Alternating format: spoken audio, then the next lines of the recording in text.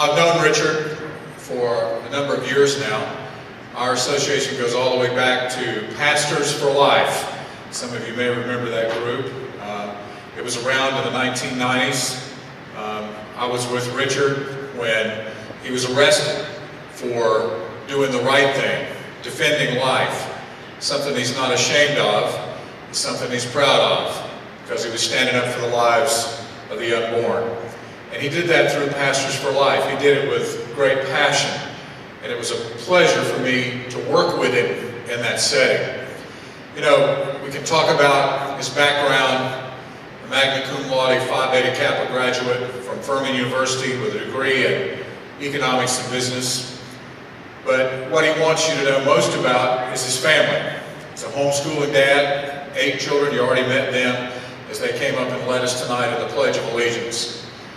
And I know this, as a pastor, as a dad, as an educator, as an administrator at North Greenville University, as a radio talk show host, I know that there are 2 things that we are in great need of in America.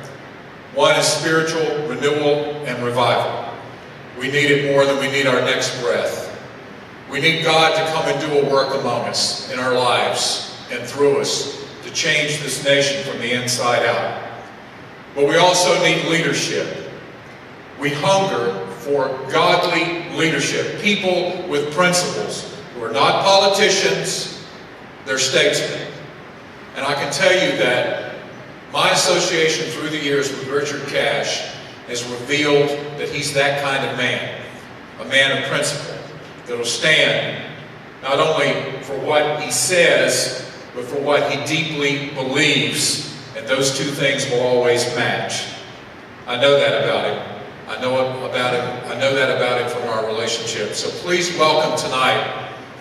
He's running as a candidate to be a senator from South Carolina, Richard Cash.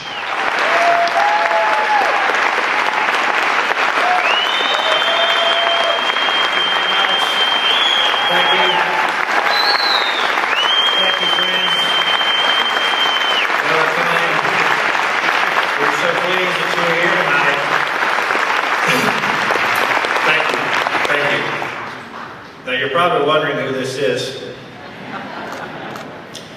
This is actually my wife, Marcia. And we haven't quite, we got started a little bit behind Stephen and his wife. So next month, just a couple of weeks, we'll have been married 29 years, right? Okay. It's good that I got that right. My campaign slogan when I ran for Congress in 2010 was faith, family, and freedom. Because I do honestly and sincerely believe that faith and family, they're the cornerstones upon which our freedoms rest. They are what make our society strong. And it was our pleasure to have Stephen Curtis Chapman come and be with us tonight, because we think in his life and in his music, he embodies those same themes, those same beliefs. And one reason that we always loved him so much is because we believe he's so genuine. He's authentic. And that shows in his music and even in his performance. So thanks tonight to Stephen Curtis Chapman, and many thanks to my wife, who is standing by me as we go through this race together. Thank you.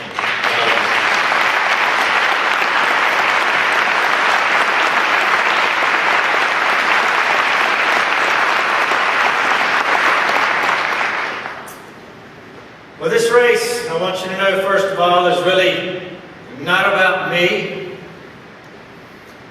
The race is about our country. The race is about the future. The race is about, in many ways, what you and I, those who are parents in this room, are going to leave to our children. It's about what the next generation is going to inherit. What kind of a country are they going to be living in 10 and 20 and 30 years? That's at the core of what motivates me. And I would suspect if I was to ask you tonight, that would be at the core of what would interest you enough to come out to this rally tonight. This is a One Nation Under God rally. We're going to talk tonight about faith in the public square. We're going to talk about what does it mean to be one nation under God. I'm going to say some things tonight that you've never heard in a political speech. Hopefully it will challenge you. It will cause you to think more deeply about the country in which we live and where we're going and what we need.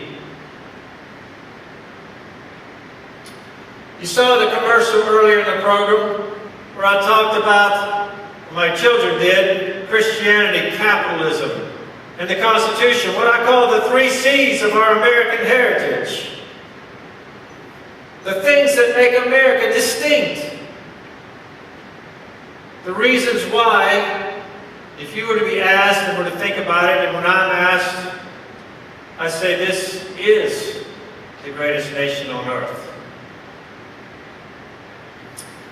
I believe in the principles of capitalism. I believe in economic opportunity. I believe in the Constitution, this enduring political document which has given us a stable government and guaranteed our personal liberties for over 200 years. And then there's Christianity. The most essential thing. You know, I often describe America as a triangle. And on the sides of that triangle, I put economics and politics. And then at the base of the triangle is what we all know as culture. Now, I know that Christianity and culture are not synonymous. But what I like to tell people is this. Christianity is and has been the key, essential ingredient that has made our culture what it is, that has given our culture the particular rise that it has. Christianity is the culture in America, what yeast is to bread. The key, essential ingredient over the 400 years of America's development. Today I'm 54 years old. In case you want to do the math, it means I was born in 1960. As I look back over my lifetime and over the past generation, I realize that anyone who's my age or older realizes that these ideas and principles of Christianity, capitalism, and the Constitution are under serious attack in America. It's all around us. We'll talk very briefly about them. Think about our free market system. Think about the economic base of America. How many are aware tonight that we're $17 trillion in debt? Does that concern you tonight? In the year 2000, there was 17 million people on food stamps. And at the end of 2012, there was 47 million people on food stamps, about 1 out of every 6 Americans. I don't know that anyone in here would begrudge food stamps to the truly needy, but all of us know and all of us feel that in America, there are too many people now who want to find out how they can get a government program where a generation ago, that would have been the last possible resort to take what we would call a government handout. It speaks to the moral structure and our character. Not too many years ago, we elected a president who said, and in 5 days, he said this before his first election, we are set to fundamentally transform the United States of America. How many of y'all remember that statement? Now, how many of y'all, whether you remember it or not, believe that he's very serious about that? The prime example that we're all so familiar with is Obamacare. Obamacare, the government redistribution of income in the medical sphere. So that's capitalism, that's economics, that's some of the challenges we face. Let's turn our eyes to a moment to the Constitution. How are we doing with the Constitution? Does the phrase judicial activism mean anything? Or how about legislating from the bench?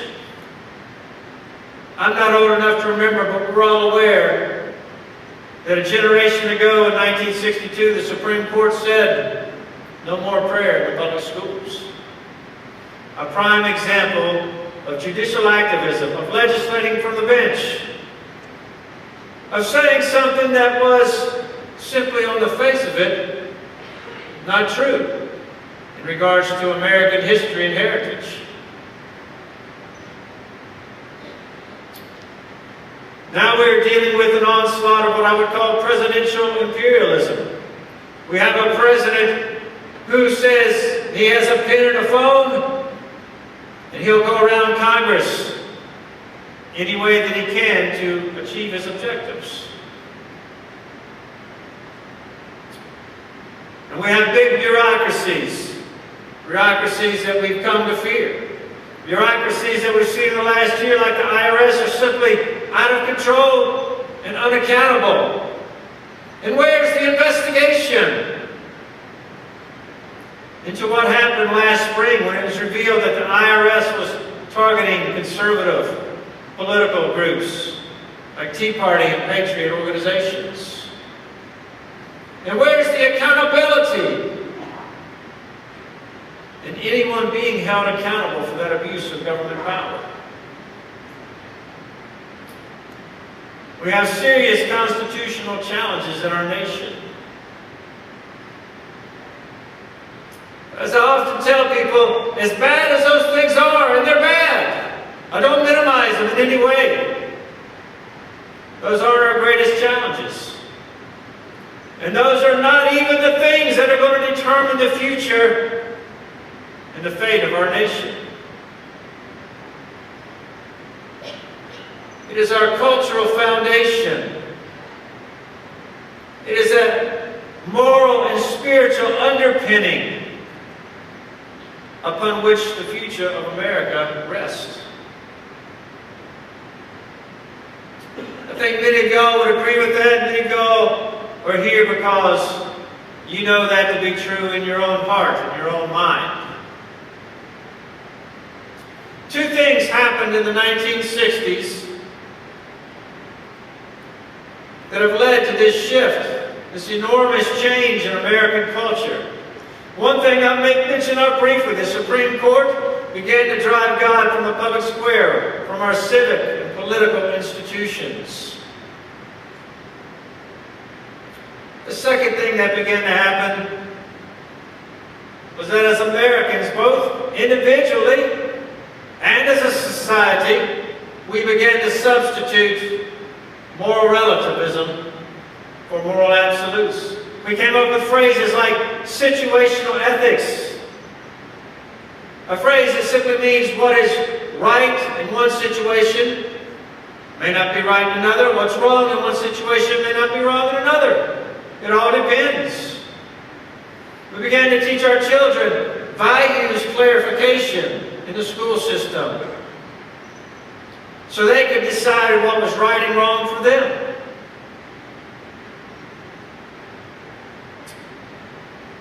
These things kind of came together in 1973 in what I believe is the worst Supreme Court ruling in the history of this nation, the Roe v. Wade ruling.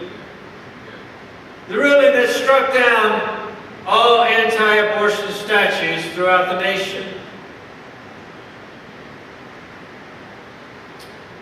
It was a black day in American history.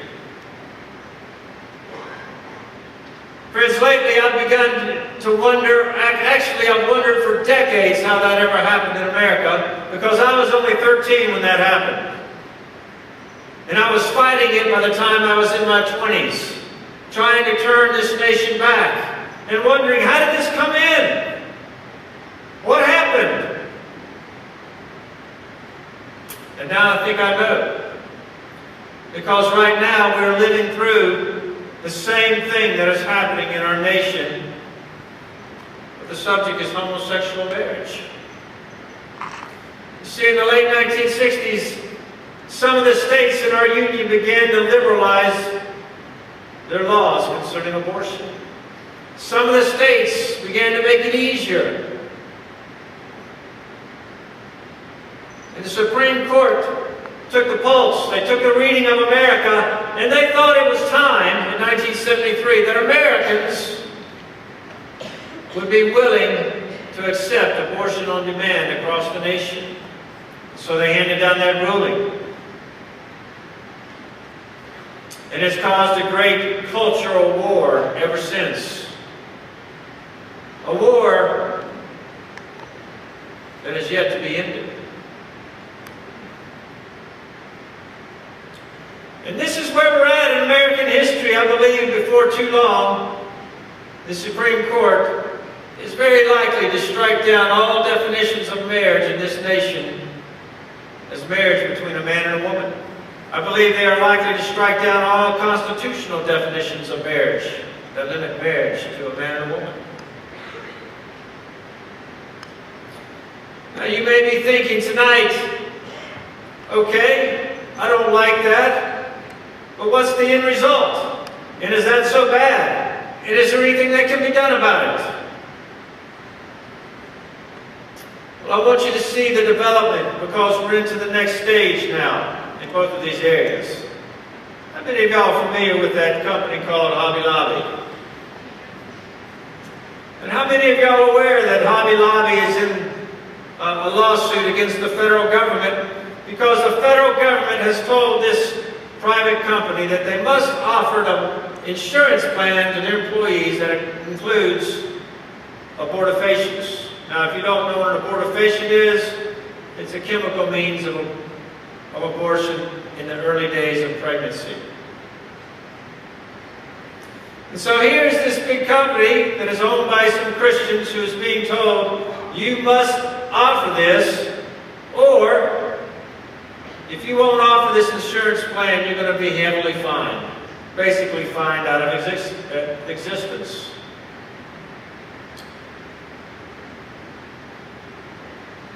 We all know that one of the primary reasons people came to America was for religious freedom, liberty, freedom of conscience. How many out there today in this audience, how many of y'all are business owners? Raise your hand if you're a business owner. There's a number of you. I own 2 businesses myself, 2 small businesses. And this is what I would want you business owners and others to think about. It doesn't just have to be Hobby Lobby. It could be your business. Now what if the government was telling you and your business that you had to offer this insurance plan or you would be fined? I want you to ask yourself tonight, what would you do? What would you do? Would you offer the insurance that the government ordered you to offer, even though it violated your religious beliefs and your freedom of conscience? Or would you say, I cannot do that, and I will not do that?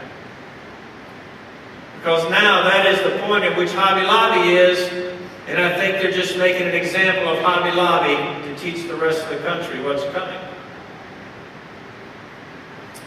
Religious liberty and freedom, one of our prime rights as Americans, is now in danger. There are 17 states that have legalized homosexual marriage, and in those states, if you are a florist or a baker or a photographer, and you are asked to provide services for a homosexual marriage ceremony, you can be sued for refusing to provide your services. You'll be sued on the basis of discrimination, and these cases have already happened, and guess what? These Christians have already lost. And some of them have simply closed the doors and gone out of business rather than try to to fight the lawsuits. So that's why it matters. Because now we're talking about freedom of religion. We're talking about freedom of conscience in America. That's where this whole thing is moving.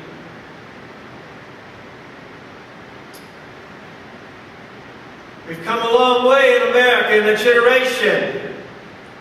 And unfortunately, in the area of morals and culture, it is mostly in the wrong direction. Sometimes I like to picture America as a cruise ship. How many of y'all been on a cruise? Someday I'd like to go on one, but I've got a few things to take care of first. A cruise ship is a wonderful thing. I often picture America as the greatest cruise liner ever built. The most powerful, the most luxurious. And if you've been on a cruise, you know the point of the cruise is to enjoy the ship.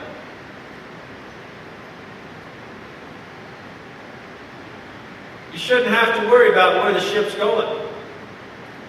You shouldn't have to worry about whether the captain of the cruise is going to run the ship up on the rocks, right? You shouldn't have to worry about your cruise liner going into iceberg waters.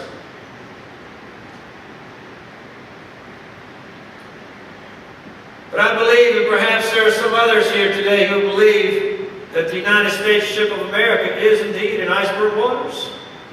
Is $17.5 trillion an iceberg, friends? Can it do damage to the ship of state?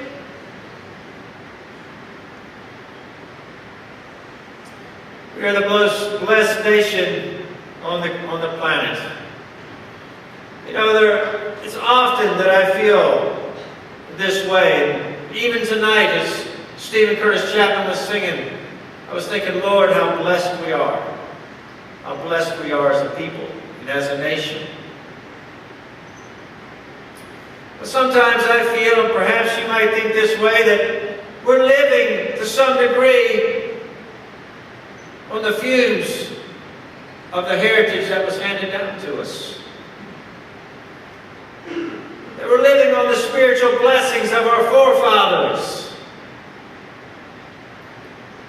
What does it mean to be one nation under God? And what is it that truly makes America great? I have talked about American greatness in terms of Christianity, capitalism, and the Constitution. But I want to say this, foundationally, what has made this nation great is the blessing of God upon it. How many of y'all are familiar with that scripture in Psalm 33 that says, "Blessed is the nation whose God is the Lord." It's on my campaign literature because I believe it's true.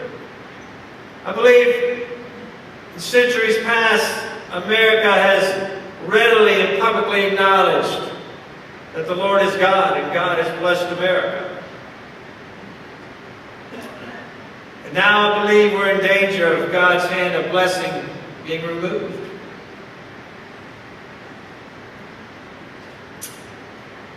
I've studied the scriptures, I've read the Bible, and here's two things I know about God's blessing upon a nation.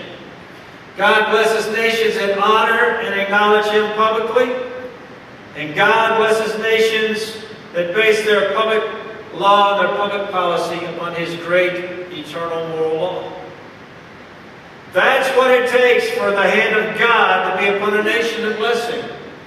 The nation must honor and acknowledge God. We have this thing called Thanksgiving. We have these things called the National Day of Prayer. Public acknowledgments of God. If you go back through American history, anyone knows that our civil code has by and large been developed from biblical law and the common law, which in and of itself was developed from biblical and natural law.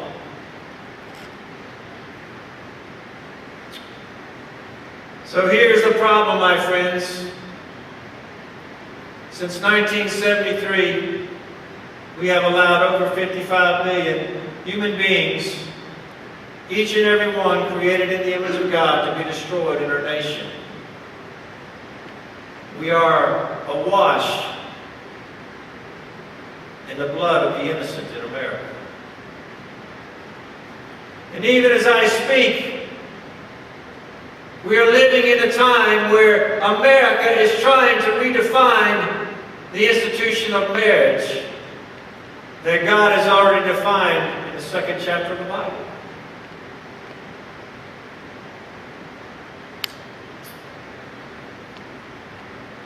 I believe in our republic. I believe in the freedom to vote and to create laws. But my friends, I believe there are certain things that are off limits to any government that wants the blessing of God. The killing of the innocent is one of those things, and the redefinition of a marriage certainly is another.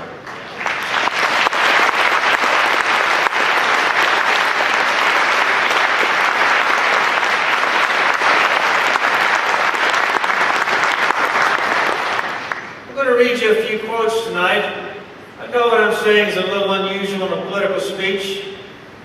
This is historical. I want to give you a reference. I believe America stands in danger of the judgment of God now. This is a quote from George Mason. George Mason is a founding father. He was one of the most frequent speakers in the Constitutional Convention of 1787. And this is what George Mason said about slavery in 1787. Every master of slaves is born a petty tyrant. They bring the judgment of heaven on a country. As nations cannot be rewarded or punished in the next world, they must be in this. By an inevitable chain of causes and effects, Providence punishes national sins by national calamities. Thomas Jefferson, writing of slavery, said this: "Indeed, I tremble for my country when I reflect that God is just, that His justice cannot sleep forever." Fast forward 2 generations, and Abraham Lincoln said this in the second inaugural address in 1865. Abraham Lincoln said this: "The Almighty has His own purposes. Woe unto the world because of offenses, for offenses come. But woe to that man by whom the offense cometh.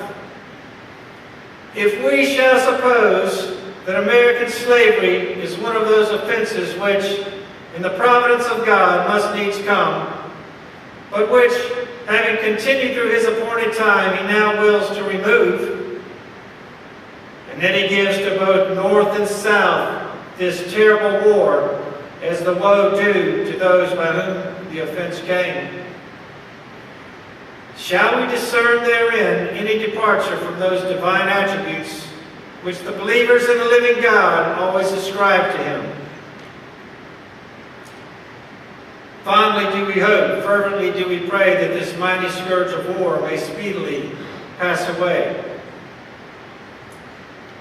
Yet if God wills that it continue until all the wealth piled by the bondsman's 250 years of unrequited toil shall be sunk, and until every drop of blood drawn with the lash shall be paid by another drawn with the sword, as was said 3,000 years ago, so still it must be said, the judgments of the Lord are true and righteous altogether.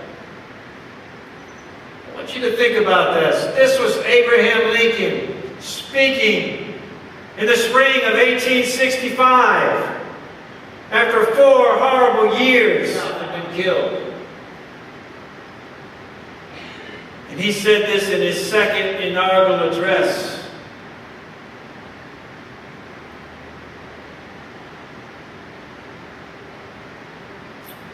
We're in dangerous waters in America.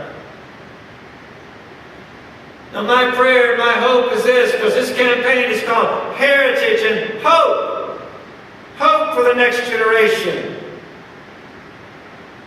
The hope begins here, folks.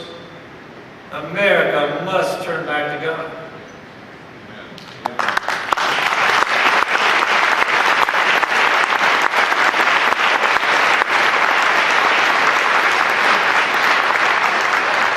America, we must bring an end to the shedding of innocent blood in the womb. We must bring an end to the killing of unborn babies.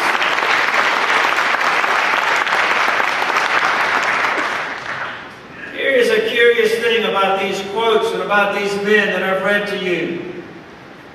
George Mason, who spoke of national calamities following national sins. Thomas Jefferson, who said he trembled for the country when he reflected upon God's justice. Both of these men held slaves. Both of these men were slave owners, and they knew it was wrong. What's the point? I will tell you what the point is. Friends, it's not enough to know that the killing of unborn babies is wrong. It's wrong, all right, but that's not enough. That did not save the nation from the Civil War. God requires justice in the civil government. It is a core requirement of God is justice. It's not enough in America that we know this is wrong. God expects us to bring the legal killing of unborn babies to an end.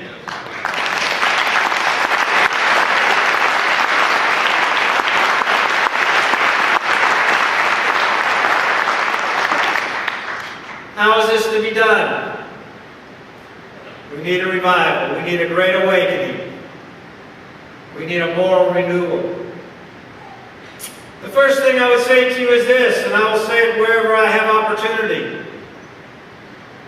We need to humble ourselves and seek God's favor. This morning,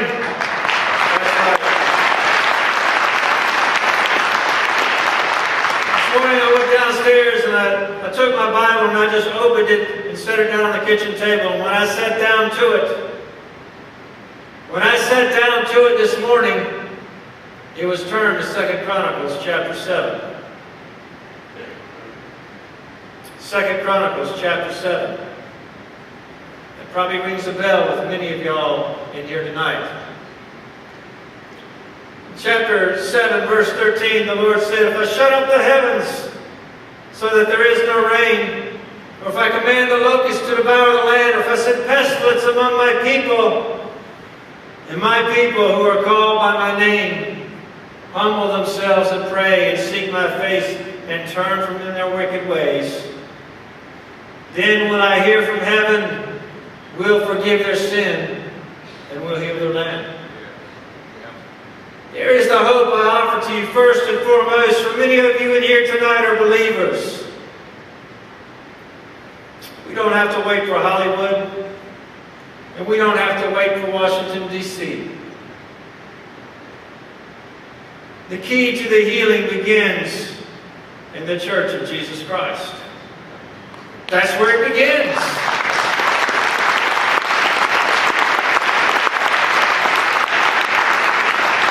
We need spiritual healing. We need divine power to right the course of America. That's where we begin. And we need more than that. That's the first thing, but we need more. We need godly leadership. We need people in office who fear God, who know that they will one day answer to God for the laws that they pass and the things that they allow.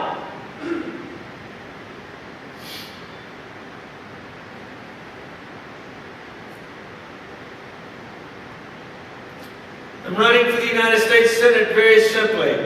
The ship of state is going in the wrong direction. And if we want to right it, we're going to have to change the captain and a lot of the crew who are driving the ship.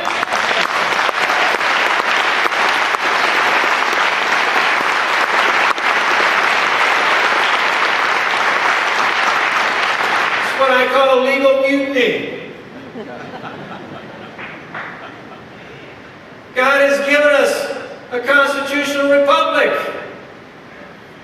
If we don't like the leadership we have, we can get rid of them.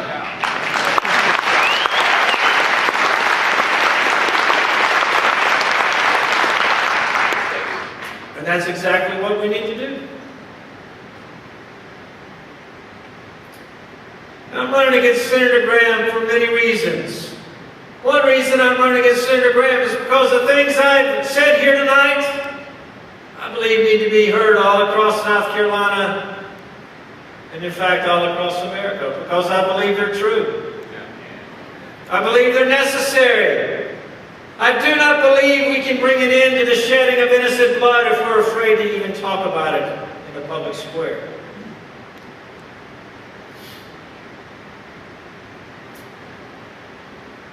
I want to serve God in my generation. I want to be a part of a group of people who makes it possible for God to show mercy to America, because we are determined with God's help to do everything we can to bring our civil law and our public policy in line with God's moral law.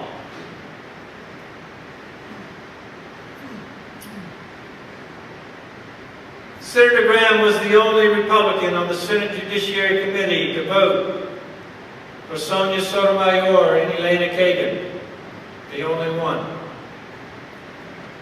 Quite simply, I consider that to be a fireable offense.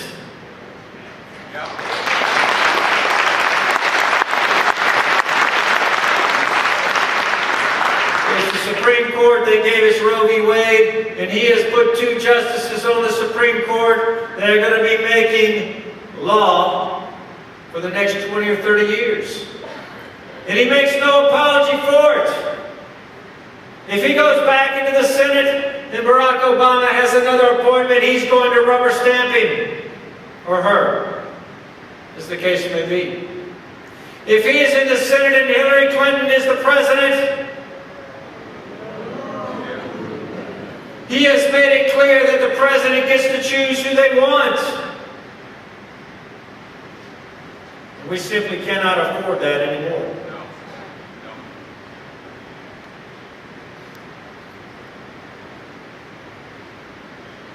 I want to try to answer a couple of simple questions for you tonight. Number 1, can Senator Graham be defeated? Yes. Can he be defeated?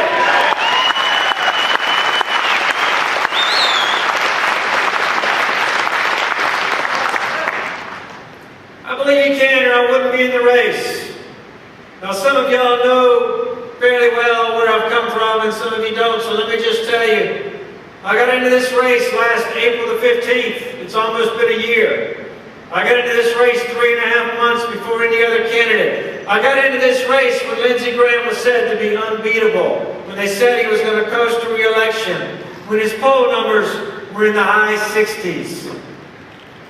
Friends, I didn't take a poll to get into this race.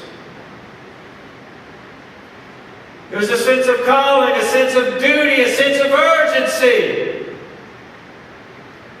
that he must be challenged. That's why I got into this race. Well, last February he polled at 72%, and this February he polled at 45%. If the election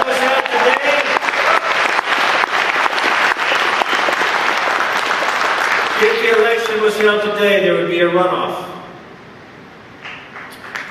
Now there is going to be an election on June the 10th, and I believe if he polls in the low 40s on June the 10th, that everyone in the nation will know he's ripe for defeat on June the 24th.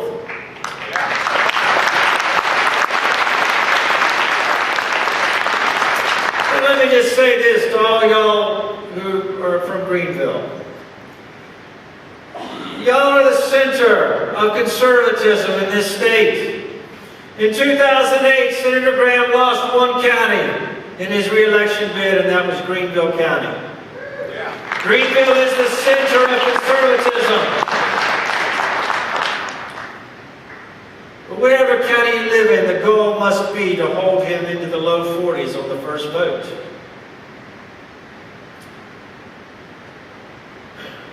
Senator Graham should be replaced, he can be replaced, and he must be replaced. Now, I want to try to answer the question very briefly. Who is the best person to do that? Hey, I like that. There are 6 candidates in the race against Senator Graham. Folks, when you're an incumbent and you've been in Washington for 20 years, when you're one of the most powerful and visible and well-funded senators in the nation, you've got 6 opponents, guess what? You must be doing something wrong.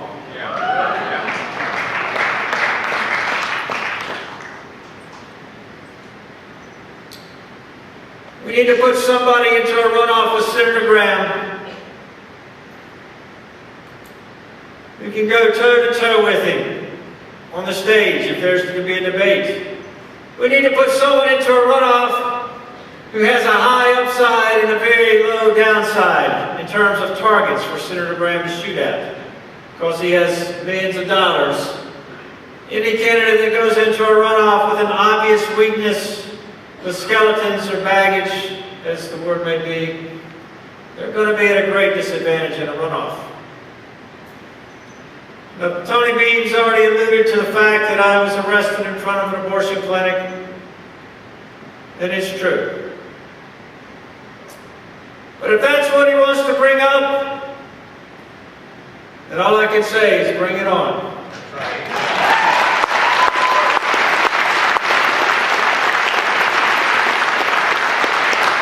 My friends, my talk about bringing it into the legal killing of unborn babies is not rhetoric.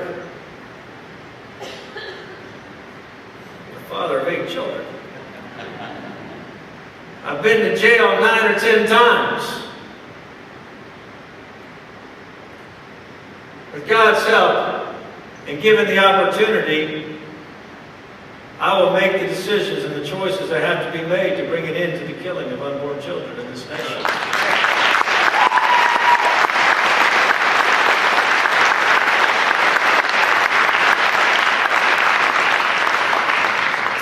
What's it going to take to win this election? First, we have to get him into a runoff. Now, what is my strategy for getting into a runoff? Very simply, it is this. I want to have the best grassroots campaign, and that's where y'all come in. And I must raise enough money to play some ads like that commercial you saw at the beginning of this rally. Because here's the honest truth about politics that I learned when I ran for Congress, and it's just as true running in a statewide race. Over 90% of the voters I will never meet, and they will never meet me or hear me speak in public. You have to reach them through what's called mass media, through TV commercials, through radio ads, through direct mail.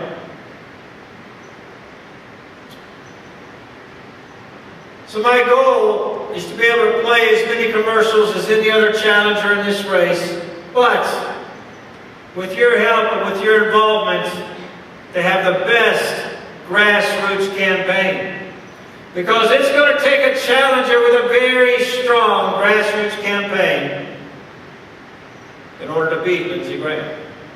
So we might as well get started now.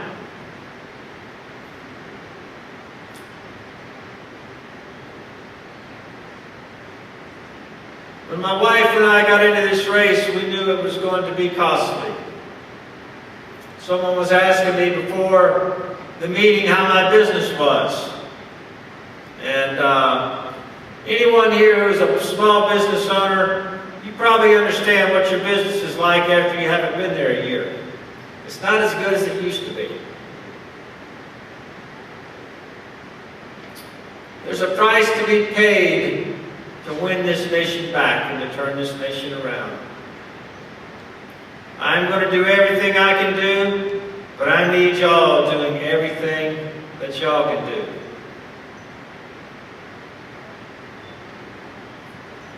When we got into this race, I knew we'd need to make a financial commitment. I thought $20,000 was a good sum to put in. My wife thought $2,000 was a good sum to put in. When it was all said and done, we believed that the Lord thought $200,000 was a good sum to put in, and that's what we put in. And that's what we intend to spend over the next couple of months to try to get this message out across the state. I believe in the message I'm delivering here tonight. Now we have to deliver it in little 30-second sound bites like you've heard on the screen. But we believe that America needs to hear this message. So my question to you tonight is, if you agree with the things I've said, if you want this kind of leadership to go to Washington, D.C., not just to speak to South Carolina, but to speak to the nation, well, then I need your help. $200,000 is a good start, but it's not enough for a statewide mass media campaign. We need to double that amount quickly, soon, tonight. Today, as it happens to be, is the last day of the quarter. Coming up will be the last FEC report for all the candidates that will show where they stand in cash on hand going into the stretch run. And I need to ask you tonight to think and ask God what He might have you give to this campaign. Not what I would have you give, because God might surprise you. He may choose a number higher than the one that you pick out. I will tell you what the limits are in campaign giving. Any individual can give up to $2,600 to this campaign. A couple can give up to $5,200 to this campaign. If you have the ability to do that tonight, I'm asking you to consider doing that. To say a quick prayer and see if God would put that upon your heart.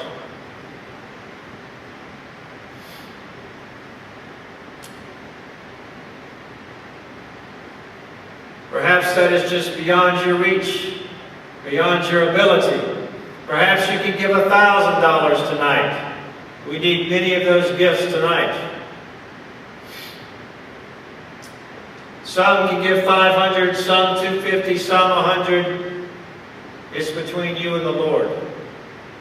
But I will tell you, my friends, the need is there to raise the funds to deliver this message to the 95% of the people who are not going to meet me. They're not going to hear me speak. There are 425,000 people going to the polls on June the 10th to choose the next senator from South Carolina in this race. And though I have campaigned and will continue as hard as I can to June the 10th, 400,000 of them will be people that I have not met yet. I must reach them through the mass media. And that is where the majority of the money that's raised tonight will go. At this time, I'm going to ask you to take out that piece of paper from the envelope that you were given when you came in the building. Because in that envelope is a couple of things. One was the little campaign brochure. And I want you to know that those campaign brochures, we have in abundance as you leave tonight. You're welcome to take a handful of those to distribute. If we could bring the house lights up just a little bit so people can see their papers.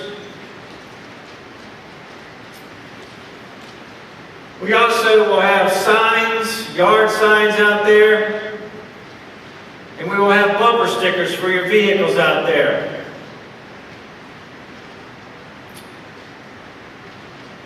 But as you look at your form tonight, the first thing I would ask you to do, even if you don't make a gift, is simply record your name, your address, your email, and your telephone number, because that's the only way we have of knowing that you were here, and of keeping in contact with you, mainly through email, which is free to us. So I need everyone, if you would please, just to fill out the top. I know that I shook many of your hands coming in. But I won't remember everyone that was here, and we need your help just to know who was here tonight. Now, I would ask you to consider making a gift tonight as generously as you possibly can. You will see the little boxes there that you could check off. 5,200 all the way down. Or if you need to write in a specific amount other than what's on there, you do that as well.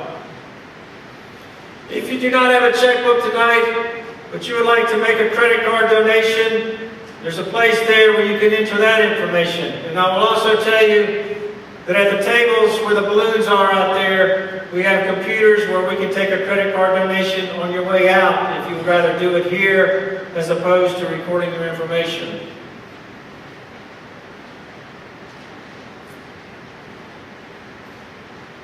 If you would take a minute to think about this, if you need to talk to your spouse, that's allowable. I'm going to ask my son Caleb to come up for just a minute. Caleb's a junior at Anderson University. He, as well as all of my children, were involved in the congressional campaign, and he's involved in this campaign as well. He and Alex Hooper created that TV commercial you saw. Caleb actually wrote the script for the campaign video you saw. This is going somewhere, folks, and young people in particular. I believe in young people getting involved in the future of their country right now. You can't wait 20 years. If you're a young person, you need to be involved right now. And I believe young people have a lot to offer. And I want Caleb to speak to that for just a minute about what we call the Youth Brigade. In 2010, my dad ran for Congress in a field of 6 candidates, the same number of challengers as Lindsey Graham has right now. Out of those 6 in the original primary, he won the vote. He got 25%, which was more than any other candidate. And we didn't spend more money than all the other campaigns. In fact, there were several campaigns that actually raised and spent nearly twice as much as ours.